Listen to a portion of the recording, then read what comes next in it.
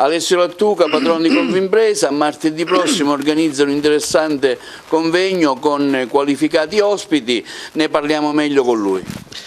Sì, organizziamo martedì alla Sala Petrucci Palazzo Zino un incontro, un workshop sui temi il cui tema è Impresa Vola e il tema è il finanziamento alle imprese, alle famiglie e a chi vuole fare impresa. Si parlerà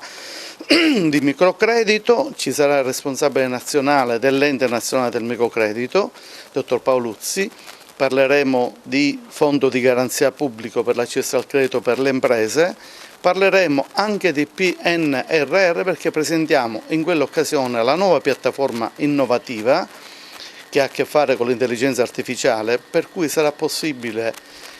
programmare i progetti del PNRR con molta facilità. Lo metteremo a disposizione anche degli enti pubblici che hanno difficoltà di accesso alla programmazione e alla progettazione.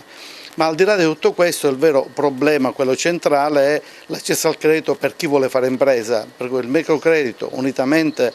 all'importo minore che gestiamo col Consorzio di Garanzia Affidi è un'opportunità per chi vuole fare davvero impresa, un'opportunità anche occupazionale perché si tratta davvero di politiche attive del lavoro, quindi un'occasione per mettere insieme professionalità, persone che sono in grado di assistere famiglie, imprese e professionisti e i giovani, le persone che sono interessate a dare una svolta alla propria vita o migliorare la qualità del credito delle aziende già esistenti.